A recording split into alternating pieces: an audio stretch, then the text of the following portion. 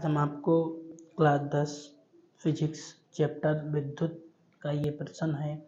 इस प्रश्न में दो बातें पूछी गई हैं। ठीक है, क्या दो बातें पूछी गई हैं? एक मिनट। सही है, ये वही प्रश्न है। तो इस प्रश्न में आपसे दो बातें पूछी गई हैं। क्या दो बातें पूछी हैं समझिएगा।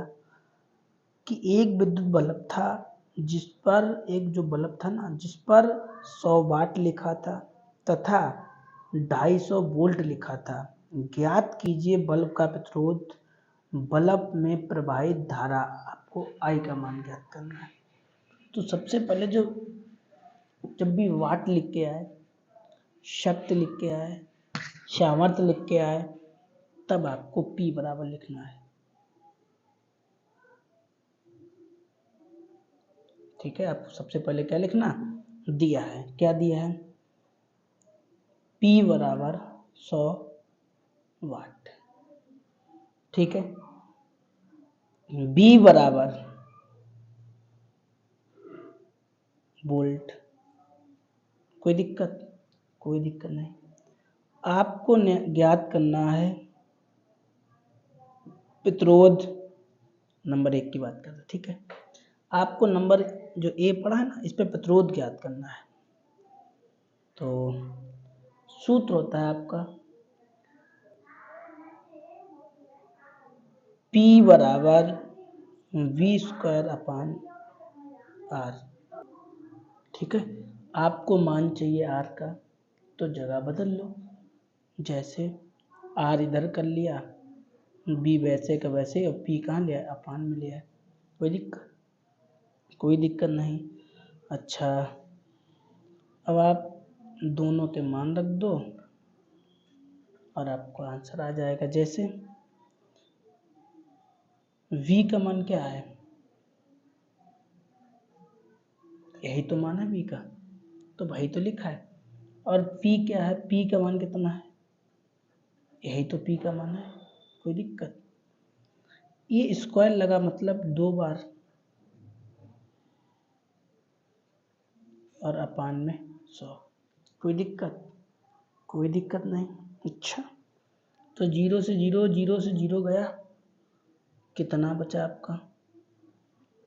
आपका 25 बचा और 25 बचा। जब आप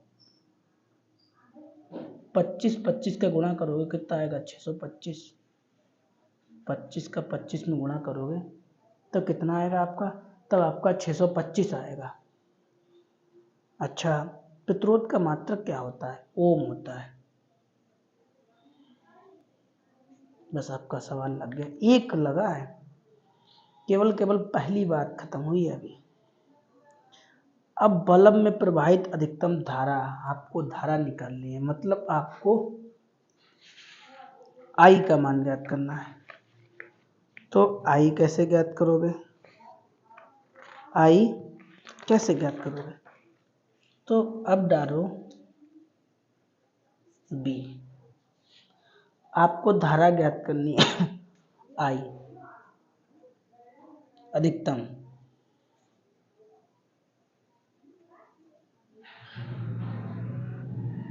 तो सूत्र होता आई बराबर P अपान V। सूत्र क्या होता है? ठीक। अच्छा, P का मान क्या है?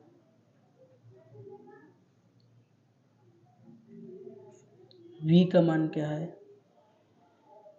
ठीक, तो 0 काट दो भाई। 10/25 भाग दे लो इसका। ठीक है, आप इसका इसमें भाग दे दो।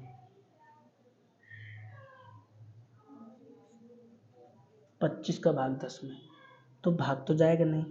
पॉइंट लगाओ, 0 लगाओ। 25 चौकू 100, तो कितना आ गया? 0.4। और विद्युत धारा का मात्रक क्या होता है? बोलिए।